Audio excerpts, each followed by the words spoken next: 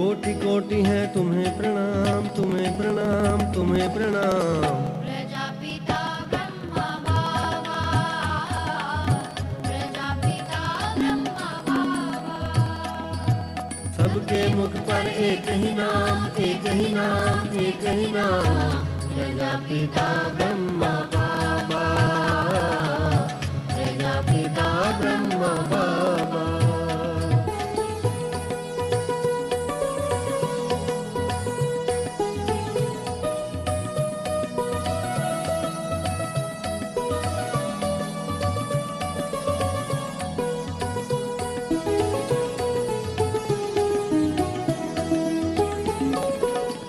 घोर निशा कल युग की कारी, कांप रही थी वसुधा सारी।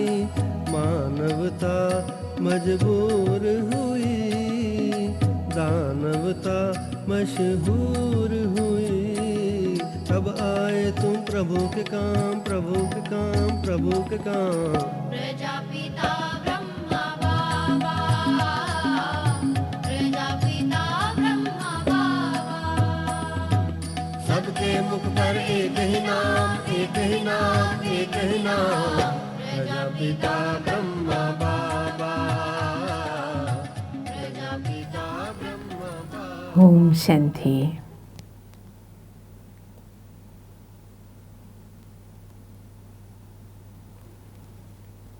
പ്രിയപ്പെട്ട ബാബയുടെ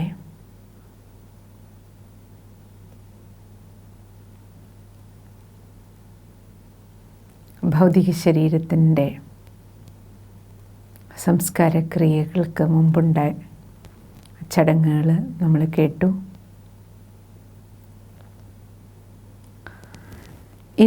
ഇന്ന് നമ്മൾ കേൾക്കാൻ പോകുന്നത് ജനുവരി 21 വൈകുന്നേരം ഏകദേശം 4 മണി സമയത്ത് സംസ്കാര ചടങ്ങ് നടക്കാൻ പോവാണ്. ഇന്നലെ നഗരപ്രദക്ഷിണം വരെയുള്ള കാര്യങ്ങൾ നമ്മൾ കേട്ടുവല്ലോ. ഇനി ഭായ് സാബ് ആ 4 മണി സമയത്ത് നടന്ന ചടങ്ങിനെക്കുറിച്ച് പറയണം.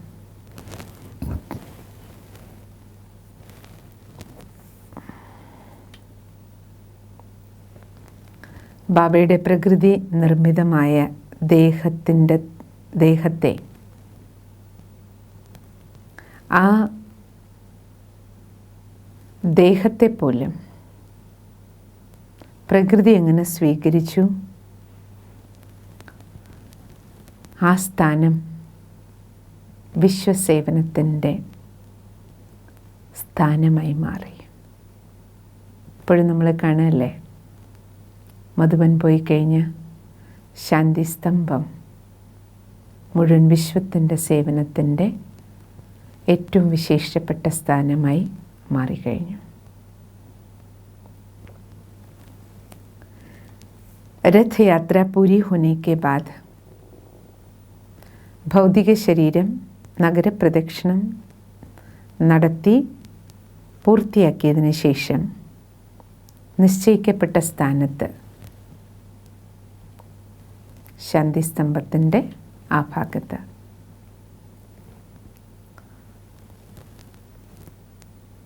ബാബയുടെ ഭൗതിക ശരീരം അവിടെ വെച്ചു.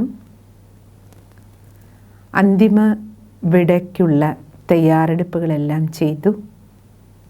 ഏകദേശം വൈകുന്നേരം 4 മണി സമയമാണ്. ഓരോ സേവാ കേന്ദ്രങ്ങളിൽ നിന്നും വന്ന സഹോദരീ സഹോദരന്മാർ എല്ലാവരും ഏകദേശം അതിന് ചുറ്റുമായിട്ട് ഒരു സൈഡിൽ സഹോദരിമാരും ഒരു സൈഡിൽ സഹോദരന്മാരും നിറഞ്ഞു നിന്നു. വളരെ കുറച്ച് സഹോദരീ സഹോദരന്മാർ സംസ്കാരക്രിയ നടക്കുന്ന ഭാഗത്തേക്ക് കുറച്ച് പേര്, ക്രിയാകർമ്മത്തിൽ ഏർപ്പെടേണ്ട കുറച്ച് പേര് അവിടെ എത്തി. ബാക്കി എല്ലാവരും ചുറ്റുമായിട്ട് നിന്നു. എല്ലാവരും ശിവബാബയുടെ വിശേഷ സ്മൃതിയിലായിരുന്നു. ആ സമയത്ത് ബാബയുടെ പാട്ട് വെച്ചു. ഓർമ്മയുടെ പാട്ട്. ആ പാട്ട് കേട്ടുകൊണ്ടിരുന്നു. എല്ലാവരും യോഗം ചെയ്തുകൊണ്ടിരുന്നു.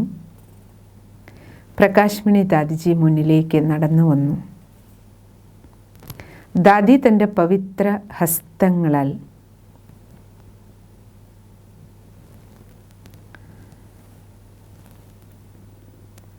ബ്രഹ്മബാബയുടെ ഭൗതിക ശരീരത്തിന്, ചിതയ്ക്ക് അഗ്നി പകർന്നു. എല്ലാവരും നോക്കി നിൽക്കെ ആ ശരീരത്തെ, അതായത് ഏതൊരു ശരീരത്തിലൂടെയാണോ ഇത്രയും സ്നേഹവും വാത്സല്യവും മക്കൾക്ക് ലഭിച്ചത്, ഏത് ശരീരത്തിലൂടെയാണോ അമൃത് വേള മുതൽ മക്കൾ അതീന്ദ്രിയ സുഖം പ്രാപ്തമാക്കിയത്, ഏത് മുഖാരവിന്ദത്തിലൂടെയാണോ മധുരവാണി കേട്ടത്, ആ ശരീരത്തെ അഗ്നി തത്വം സ്വീകരിച്ച് അഗ്നിയോടൊപ്പം വായുവും ചേർന്നു. തത്വത്തിലേക്ക് ലയിച്ചു. അങ്ങനെ അന്തരീക്ഷം പോലും പവിത്രമായി.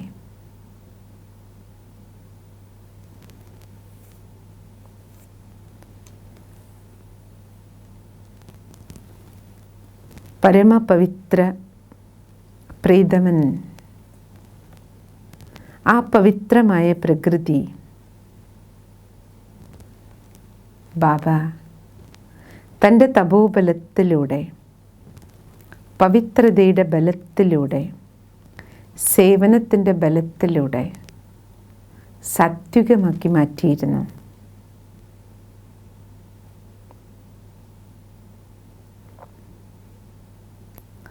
ബാബ സ്വന്തം രഥത്തെ, ശരീരത്തെ ജഗത്തിൻ്റെ സേവനത്തിനായി സ്വയം സമർപ്പിച്ചിരുന്നു. കാരണം പ്രിയപ്പെട്ട ബാബയുടെ മനസ്സിലുണ്ടായിരുന്നു, ഈ ശരീരം, ഇതിലെ ഓരോ കോശങ്ങളും പരിധിയില്ലാത്ത സേവനത്തിൽ സഫലമാകണം. അതിനാൽ ആ രഥം അതിൻ്റെ അന്തിമ സംസ്കാര ക്രിയയിലൂടെ ചുറ്റുമുള്ള പ്രകൃതിയെ പോലും പവിത്രമാക്കിയതുപോലെ തോന്നി. ബാബയുടെ സർവശ്രേഷ്ഠ ഭാവനയായിരുന്നു ഈ ശരീരമാകുന്ന രഥത്തെ, ഇതിൻ്റെ ഓരോ എല്ലുകളും ഭഗവാന്റെ സേവനത്തിന് സമർപ്പണമാകണം, സമ്പൂർണ്ണ സഫലമാകണം. അതിലൂടെ പരിധിയില്ലാത്ത സേവനം നടക്കണം. നിശ്ചയ ഹി ഉസ് ദേഹ കെ രൂപ് വിഭൂതി കെ കൺ കണ്ണെ സൂക്ഷ്മ രൂപ സേ. ജഗദീശ്വരി പറയുന്നത് തീർച്ചയായും ബാബയുടെ ശരീരവും സഫലമായി. അതിനെ ചാരമാക്കിയപ്പോൾ ആ ചാരം പോലും, അതിലെ ഓരോ തുള്ളി ചാരവും പ്രകൃതിയുടെ സമ്പൂർണ്ണ പരിവർത്തനത്തിന് തീർച്ചയായിട്ടും കാരണമായിട്ട് മാറിയിട്ടുണ്ടാവും. പ്രകൃതി പോലും സാത്വികമായിട്ടുണ്ടാവും. എന്താ കാര്യം?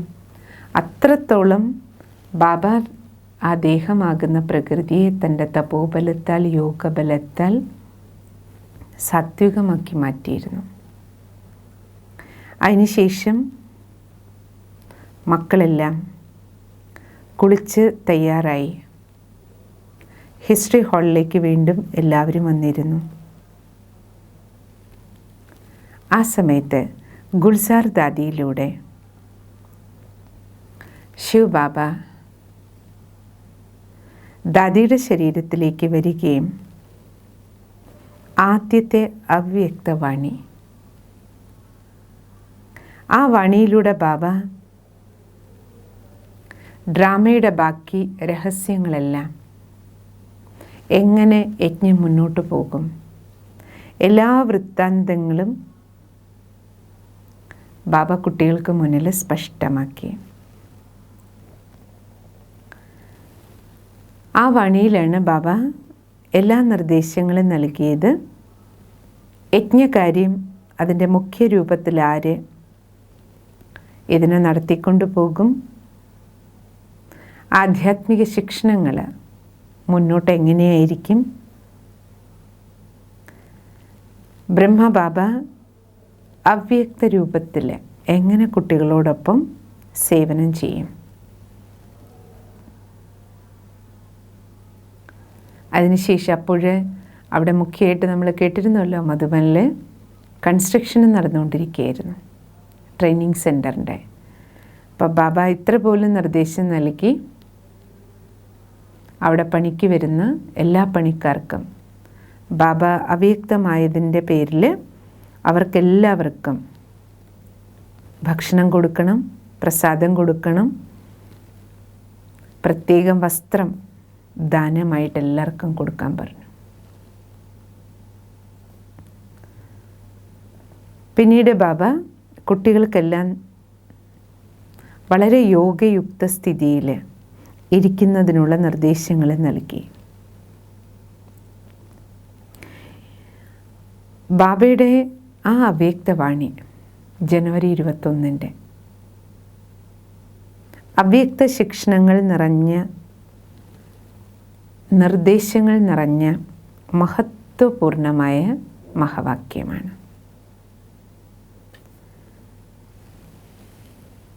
उसका सार यहाँ लिपट करने से पहले हम यहाँ वो संदेश प्रस्तुत करना चाहेंगे कि जिसमें साकार बाबा के शरीर छोड़ने की अवस्था का वर्णन किया गया था.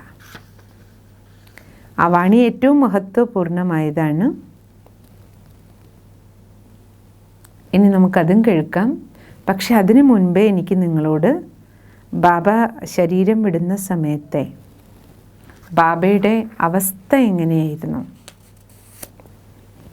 അതിനെക്കുറിച്ചും പറയാൻ ഞാൻ ആഗ്രഹിക്കുന്നുണ്ട്. ബാബയുടെ ആന്തരിക അവസ്ഥ. नए तन में प्रवेश होने पर शिव बाबा की पहली അവ്യക്തവാണി. അപ്പം ഇനി നമുക്ക് 21 വാണി ആദ്യം കേൾക്കാം. 21 जनवरी को जब क्रिया हो चुकी तो सभी ब्रह्मावल्स नहा धोकर तैयार हो छोटे हॉल में शिव बाबा के आगमन की प्रतीक्षा करने लगे. ജനുവരി 21 സംസ്കാര ക്രിയകൾക്ക് ശേഷം മക്കളെല്ലാം കുളിച്ച് റെഡിയായി ഹിസ്റ്ററി ഹാളിൽ ബാബ വരുന്നതും പ്രതീക്ഷിച്ചിങ്ങനെ ഇരിക്കുകയായിരുന്നു ശിവ ബാബയുടെ അവതരണത്തിന്. കാരണം അവ്യക്ത ലോക് സെ ബ്രഹ്മകുമാരി ഗുൽസാർ ദാദി के तन में ബാബ അവ്യക്ത വദനവാസി ദാദിയുടെ ശരീരത്തിൽ പ്രവേശിച്ച് മഹാവാക്യം ഉച്ചരിക്കുന്നത് ഈശ്വരീയ വിശ്വവിദ്യാലയത്തിൻ്റെ മുന്നോട്ടുള്ള നടത്തിപ്പും ബാക്കി ഭരണകാര്യങ്ങളും അതിനു വേണ്ടുന്ന പുതിയ ദിശാനിർദ്ദേശങ്ങളെല്ലാം ഈ മഹാവാക്യത്തിലുണ്ടാകും എന്നെല്ലാവർക്കും അറിയാമായിരുന്നു. അതുകൊണ്ട് കുട്ടികളെല്ലാം വളരെ ശ്രദ്ധയോടു കൂടിയിട്ടിരിക്കുകയായിരുന്നു. പിന്നെ മനസ്സിലെ ചില ചിന്തകളും ഉണ്ടായിരുന്നു പലർക്കും. എങ്ങനെയായിരിക്കും ബാബ വരിക? കാരണം ആദ്യമായിട്ടല്ലേ ബ്രഹ്മ ബാബ അവ്യക്തമായതിനു ശേഷം ശിവബാബയുടെ അവതരണം നടക്കുകയല്ലേ. അപ്പോൾ എങ്ങനെയായിരിക്കും ബാബ സംസാരിക്കുക? ബാബയുടെ ശബ്ദം എങ്ങനെയായിരിക്കും? ശിവബാബ ബ്രഹ്മാവിൽ പ്രവേശിച്ചിട്ട് എല്ലാവരും കണ്ടിട്ടുണ്ട്. പക്ഷെ ദാദിയിലൂടെ ബാബ എങ്ങനെ വരും, എങ്ങനെ സംസാരിക്കും? എല്ലാവർക്കും വളരെയധികം ആകാംക്ഷയായിരുന്നു. എല്ലാവരുടെയും മനസ്സിലുണ്ടായിരുന്ന എല്ലാ ചോദ്യങ്ങൾക്കും ബാബ उत्तरम आ मुरलीलूടെ നൽകി. इस प्रकार उनके मन में कौतुक था, जिज्ञासा भी था. കുട്ടികളുടെ എല്ലാവരുടെയും മുന്നിലൊരു കൗതുകമായിരുന്നു. എന്താ സംഭവിക്കുക? ജിജ്ഞാസയുണ്ടായിരുന്നു. ബാബ പറയാൻ പോകുന്നത്, ബാബ വരുന്നത്, ബാബയെ കാത്ത് അല്ല എല്ലാവരും ഇങ്ങനെ കണ്ണു നട്ടിരിക്കുകയാണ്. എങ്ങനെ എന്താ സംഭവിക്കാൻ പോണത്? സായങ്കാൽ സാരാ ഹാള് ഭർ ഗയാ ഥാ. ഹാള് ഫുള്ളായിരുന്നു. പുറത്തെല്ലാം സഹോദരി സഹോദരന്മാരിയ്ക്കുന്നുണ്ടായിരുന്നു. കൃത്യസമയത്ത് ഗുൽജാർ ദാദി വന്ന് ഗദിയിലിരുന്നു. എല്ലാവരും യോഗയുക്ത സ്ഥിതിയിലായിരുന്നു. അല്പസമയത്തിനുള്ളിൽ ശിവബാബയുടെ അവതരണം ഉണ്ടായി. വളരെ ചെറിയ സൗണ്ടിൽ, പതിഞ്ഞ ശബ്ദത്തിൽ ബാബയുടെ മഹാവാക്യങ്ങൾ ദാദിയുടെ ആ മുഖാരവിന്ദത്തിലൂടെ പുറപ്പെടാൻ തുടങ്ങി. എല്ലാവരും വളരെ അത്ഭുതത്തോടു കൂടിയിരുന്ന് കേൾക്കാൻ തുടങ്ങി. കാരണം ബാബയുടെ ശബ്ദം തന്നെ വളരെ വ്യത്യസ്തമായിരുന്നു. അത്ര ശ്രദ്ധയോടുകൂടി കേട്ടാൽ മാത്രമേ മുരളി കേൾക്കാൻ കഴിയുമായിരുന്നുള്ളൂ, എല്ലാവർക്കും മനസ്സിലാക്കാൻ കഴിയുമായിരുന്നുള്ളൂ. പിന്നെ ശിവബാബ ബ്രഹ്മബാബയിലൂടെ പ്രവേശിക്കുമ്പോൾ മുരളി പറഞ്ഞിരുന്ന ആ രീതിയായിരുന്നില്ല ദാദിയിൽ വന്നപ്പോൾ. ശബ്ദം വളരെ ഡിഫറൻ്റായിരുന്നു. വളരെ അവ്യക്തമായ ശബ്ദമായിരുന്നു. ബാബ ബോലെ സഭി അവ്യക്ത മൂർത്ത് ഹോ ബൈഠേ ഹേ. ആദ്യം ബാബ ചോദിച്ചത്, എല്ലാവരും അവ്യക്ത സ്ഥിതിയിലല്ലേ ഇരിക്കുന്നത്? വ്യക്ത രൂപമേ രഹത്തെ അവ്യക്ത സ്ഥിതിമേ രഹന. ബാബ പറഞ്ഞു, ശരീരത്തിലാണെങ്കിലും അവ്യക്ത സ്ഥിതിയിലിരിക്കൂ. ജബ് അവ്യക്ത സ്ഥിതിമേ സ്ഥിത് ഹോ ജാവോഗേ. എപ്പോഴാണോ കുട്ടികൾ അവ്യക്ത സ്ഥിതിയിലിരിക്കുന്നത്, അപ്പോൾ യാതൊരു തരത്തിലുള്ള ഇളക്കങ്ങളും നിങ്ങൾക്കുണ്ടാവില്ല. വ്യക്തസ്ഥിതി, അവ്യക്തസ്ഥിതി, ഇത് രണ്ടും സംഗം യുഗത്തിൽ താങ്കൾ കുട്ടികൾക്കേ ഉള്ളൂ. വ്യക്തത്തിലിരിക്കെ അവ്യക്തസ്ഥിതി, ഇത് നിങ്ങൾക്കേ അനുഭവപ്പെടുള്ളൂ. वर्तमान समय के सभी पार्ट इस सृष्टि ड्रामा के अनुसार आप सभी को और ही शीघ्र अव्यक्त बनाने का साधन है. ബാബ പറഞ്ഞു, എന്നിട്ട് ഇപ്പം നടക്കുന്ന എല്ലാ പാർട്ടുകളും അഭിനയവും ഡ്രാമ അനുസരിച്ച് താങ്കൾ കുട്ടികളെ എല്ലാവരെയും അതിശീഘ്രം അവ്യക്ത സ്ഥിതിയിലേക്ക് ഉയർത്തുന്നതിനാണ് ഡ്രാമയിലെ ദൃശ്യങ്ങളെല്ലാം നടക്കുന്നത്. അതിനാൽ നിങ്ങൾക്ക് യാതൊരു തരത്തിലുള്ള ഇളക്കത്തിൻ്റെയും ആവശ്യമേ ഇല്ല.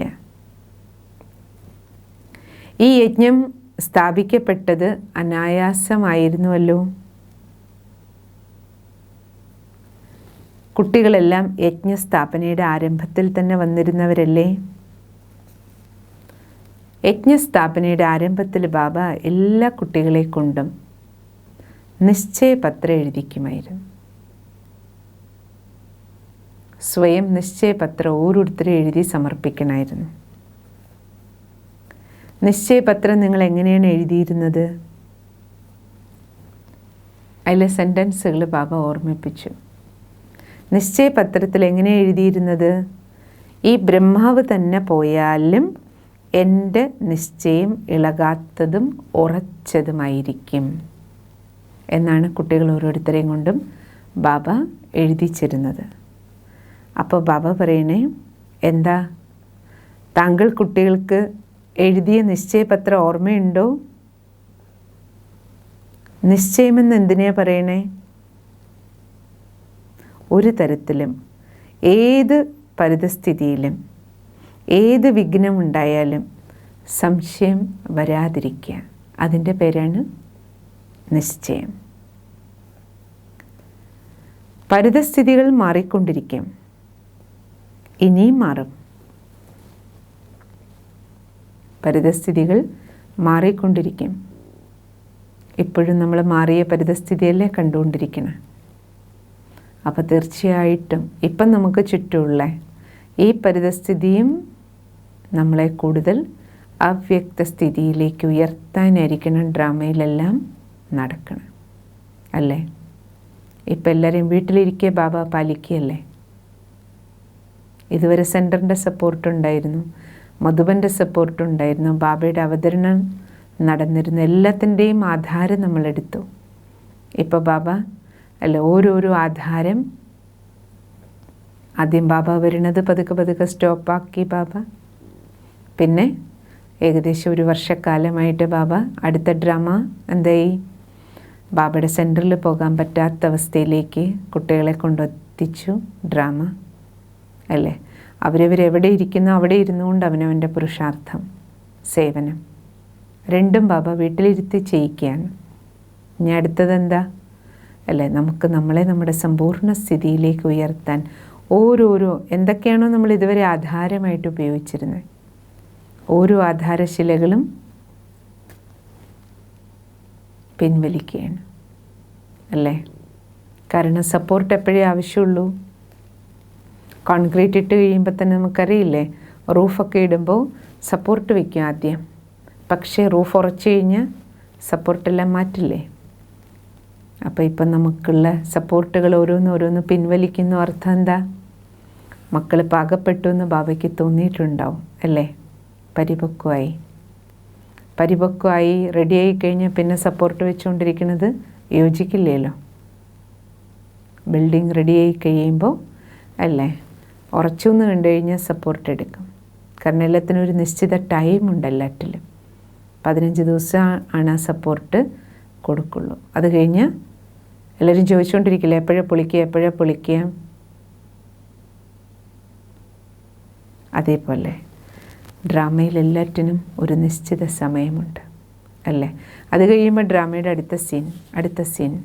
പക്ഷേ ബാബ എന്താ പറഞ്ഞ, പരിതസ്ഥിതികൾ മാറും, ഇനിയും മാറും. പക്ഷേ നിങ്ങൾ കുട്ടികളുടെ ഒരു പാട്ടുണ്ടല്ലോ, പണ്ട് നിങ്ങൾ പാടിയിരുന്നില്ലേ? ഇടയ്ക്ക് മുരളിയിൽ വരാറുണ്ട് ഈ പാട്ട്. ബദൽ ജായേ ദുനിയാ ന ബദലേംഗെ ഹം. മുഴുവൻ ലോകം ഒറ്റക്കെട്ടായി ഇളകിയാലും നമ്മൾ ഇളകില്ല. വൈസാ ഹി ആപ് സഭി നിശ്ചയാത്മക് ബുദ്ധി വാലെ. ഇത്രത്തോളം നിശ്ചയബുദ്ധിയുള്ള കുട്ടികളായി ഈ കൂട്ടായ്മ ഇവിടം വരെ എത്തിയില്ലേ? താങ്കളുടെ മാതേശ്വരിജി എപ്പോഴും കുട്ടികളോട് പറയുമായിരുന്നുവല്ലോ, ക്ലാസ് എടുക്കുമ്പോൾ അമ്മ എന്ത് പറയുമായിരുന്നു? നിശ്ചയത്തിൻ്റെ ആധാരങ്ങൾ ഇതുവരെ എന്തെല്ലാം ഉണ്ടായിരുന്നോ ആ ആധാരങ്ങളെല്ലാം നഷ്ടപ്പെടും ഒരു ദിവസം. ആധാരത്തിൻ്റെ സപ്പോർട്ടിൽ ഫൗണ്ടേഷൻ ഉറച്ചു കഴിഞ്ഞാൽ പിന്നെ ആധാരം ഉണ്ടാവില്ല. അഗർ നീവ് മസ്ബൂത്ത് നഹീം, ഫൗണ്ടേഷൻ ഉറയ്ക്കാത്തപ്പോഴാണ് ആധാരത്തിൻ്റെ ആവശ്യം. ആധാർ കോൺസ? ബാബാക്ക ആധാർ. ഇതൊക്കെ ആധാരം? ബാബയുടെ ആധാരം, കൂട്ടായ്മയുടെ പരിവാരത്തിൻ്റെ ആധാരം. परंतु देवी परिवार के नियमों का आधार नहीं छोड़ना. അപ്പോൾ ബാബ പറഞ്ഞു, ബാബ നിങ്ങൾക്ക് പല സപ്പോർട്ട് തന്നു, അല്ല? ശിവബാബ ബ്രഹ്മബാബയുടെ സപ്പോർട്ട് തന്നു, സ്വയം ശിവബാബ സപ്പോർട്ട് തന്നു, ബ്രഹ്മബാബയെ തന്നു, ഈ ദൈവിക കുടുംബത്തിൻ്റെ സപ്പോർട്ട് തന്നു. ബാബ പറയണേ, ഓരോ ആധാരങ്ങളും ബാബ പിൻവലിക്കുമ്പോഴും നിങ്ങൾ കുട്ടികൾ ദൈവിക നിയമങ്ങളെയും മര്യാദകളെയും ഒരിക്കലും ലംഘിക്കരുത്. ഇത് നമുക്കെല്ലാവർക്കുമുള്ള വാണിംഗാണ്, അല്ലേ? ഇപ്പം നമ്മളെല്ലാവരും വീട്ടിലിരുന്ന് ബാബയുടെ പഠിപ്പ് പഠിക്കുകയാണ്. പക്ഷേ നമ്മളൊരു ബ്രാഹ്മണരും ഈശ്വരീയ മര്യാദകളെ ഒന്നും ലംഘിക്കരുത് എന്ന് പറയണം ബാബ. ആധാരങ്ങൾ നഷ്ടപ്പെടുമ്പോഴും നമ്മുടെ ധാരണകളിൽ നിന്ന് നമ്മളൊരിക്കലും വ്യതിചലിക്കരുത്. സെൻറ്ററിൽ പോണില്ലല്ലോ, ആരാ ചോദിക്കണേ? അമൃത് വേള ചെയ്തോ ഇല്ലയോ? മുരളി സമയത്ത് കേൾക്കുന്നുണ്ടോ ഇല്ലയോ? എപ്പോൾ വേണമെങ്കിലും കേൾക്കാമല്ലോ, ഓൺലൈനിലുണ്ടല്ലോ.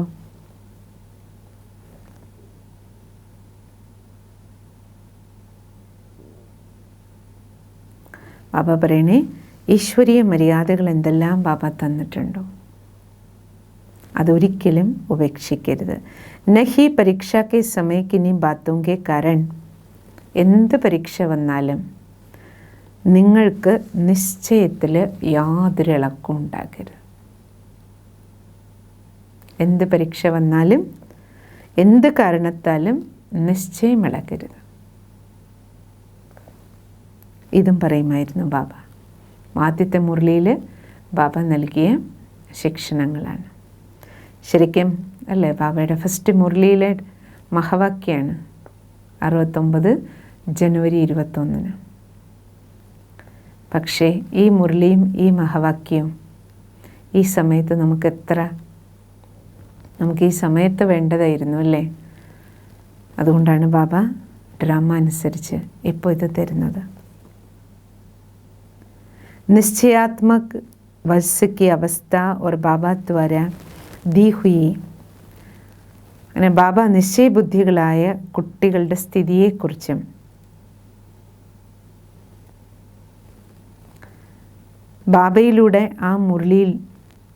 ബാബ മുരളിയിലൂടെ മക്കൾക്ക് നൽകിയ മുന്നറിയിപ്പുകൾ.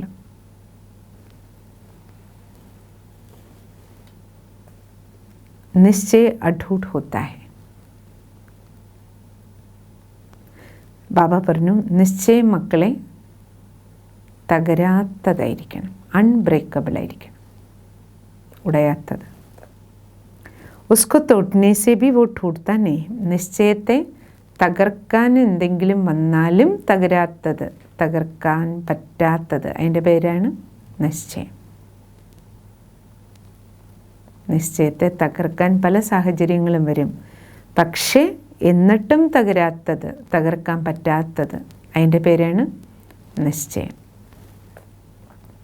ഐസേ ഹി നിശ്ചയ ബുദ്ധി വത്സ്.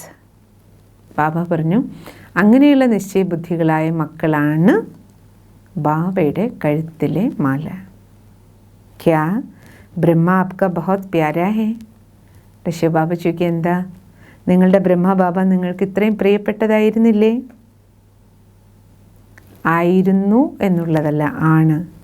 तो क्या ये बात नहीं कहते रहे कि निश्चय की नींव इतनी मजबूत चाहिए. ബ്രഹ്മബാബയോട് നിങ്ങൾക്ക് വളരെ സ്നേഹം ഉണ്ടായിരുന്നല്ലോ ചോദിക്കുക ബാബ. എന്താ ബ്രഹ്മബാബ നിങ്ങൾക്ക് പഠിപ്പിച്ചു തന്ന പാഠം എന്തായിരുന്നു? നിശ്ചയത്തിൻ്റെ ഫൗണ്ടേഷൻ എത്ര സ്ട്രോങ് ആയിരിക്കണം. बातें तो सभी बोली हुई है, समय पर उन बातों को याद आना ही तीव्र पुरुषार्थ है. നിങ്ങളോട് ബ്രഹ്മബാബ ഇത് പലതവണ പറഞ്ഞിട്ടുണ്ട്. പക്ഷേ ബാബ എന്തൊക്കെ പാഠങ്ങൾ നിങ്ങൾക്ക് പഠിപ്പിച്ചു തന്നിട്ടുണ്ടോ അതെല്ലാം സമയത്ത് ഓർമ്മയിൽ വരിക, എന്നിട്ടതിനെ ഉപയോഗിക്കുക. ഇതാണ് തീവ്ര പുരുഷാർത്ഥം. യാദ് കരോ ഏ ബ്രഹ്മബാബ കഹ ക്യാ കർത്തേ ഥേ. എന്തൊക്കെ ബ്രഹ്മബാബ നിങ്ങൾക്ക് പാഠം നൽകിയിരുന്നു ഓർമ്മിക്കൂ. वो भी आप बच्चों को मजबूत बनाने के लिए कहते थे. നിങ്ങളെ സ്ട്രോങ് ആക്കാനാണ് ബാബ ഇതെല്ലാം പറഞ്ഞിരുന്നത്. ഇത്രയും ജ്ഞാനരത്നങ്ങളാൽ ബാപ്ദാദ നിങ്ങളെ അലങ്കരിച്ചിരുന്നു. तो एक दिन ऐसा आएगा वो बापदादा द्वारा किए. ബാബ ബ്രഹ്മബാബ ഉള്ളപ്പോഴേ പറയുമായിരുന്നു അല്ലേ, ശിവബാബയും ബ്രഹ്മബാബയും ചേർന്ന് കുട്ടികൾക്ക് മുരളികളിലൂടെ ഡയറക്ഷൻ തന്നിരുന്നുവല്ലോ ചോദിക്കുകയാണ് ബാബ. ബാബ് ദാദയിലൂടെ കിട്ടിയ ഈ ജ്ഞാനത്തിൻ്റെ അലങ്കാരങ്ങൾ ഓർമ്മിക്കേണ്ടി വരും. നിങ്ങൾക്കത് ഓർമ്മിച്ച് ജീവിക്കേണ്ടി വരും. ബാബ ഇങ്ങനെ പറഞ്ഞിരുന്നു, ബാബ ഇങ്ങനെ പറഞ്ഞിരുന്നു, മുരളിയിലൂടെ ഇങ്ങനെ ഡയറക്ഷൻ തന്നിരുന്നു എന്ന് നിങ്ങൾ എൻ്റെ മക്കൾക്ക് ഓർമ്മിച്ച് ജീവിക്കേണ്ട ദിവസം വരും. तो अभी वही समय है. എന്ത് പറഞ്ഞു ബാബ? ഇപ്പോൾ ആ സമയമാണ് വന്നിരിക്കുന്നത്. ഏത് സമയം? ശിവബാബയുടെ ഡയറക്ഷൻസിനെ ഓർമ്മിച്ച് ജീവിക്കേണ്ട സമയം. ഇപ്പം നോക്കൂ, അക്ഷരാർത്ഥത്തിൽ ഡ്രാമയിലെ ആ സമയമല്ലേ നമ്മുടെ മുന്നിലൂടെ പോണേ. മറ്റേ ബാബ അല്ലെ വർഷത്തിൽ അവ്യക്ത മഹാവാക്യമാണെങ്കിലും ബാബയുടെ അവതരണം നടക്കുമായിരുന്നല്ലോ 6 മാസത്തോളം. എല്ലാ മാസവും അല്ലേ 1 അല്ലെങ്കിൽ 2 തവണ ബാബയുടെ അവതരണം നടക്കും.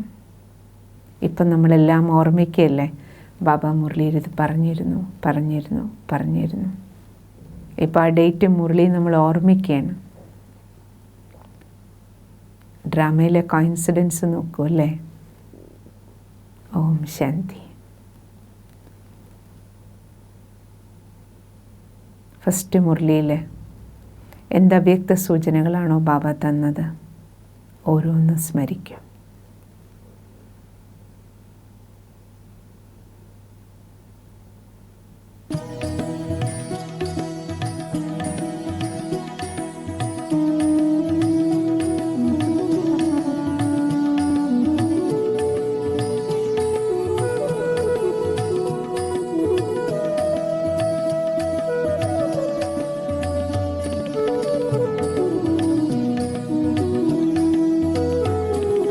सबके मुख पर एक ही नाम, एक ही नाम, एक ही नाम। प्रजापिता ब्रह्मा बाबा, प्रजापिता ब्रह्मा बाबा। कोटि कोटि है तुम्हें प्रणाम, तुम्हें प्रणाम, तुम्हें प्रणाम। प्रजापिता ब्रह्मा बाबा, प्रजापिता ब्रह्मा बाबा। सबके मुख पर एक ही नाम, एक ही नाम, एक ही नाम। प्रजापिता ब्रह्मा बाबा, प्रजापिता ब्रह्मा बाबा।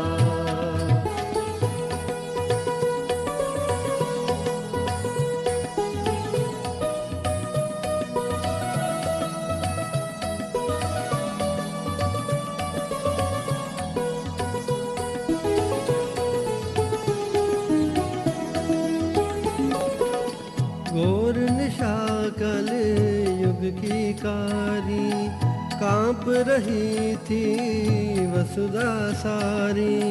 मानवता मजबूर हुई, दानवता मशहूर हुई।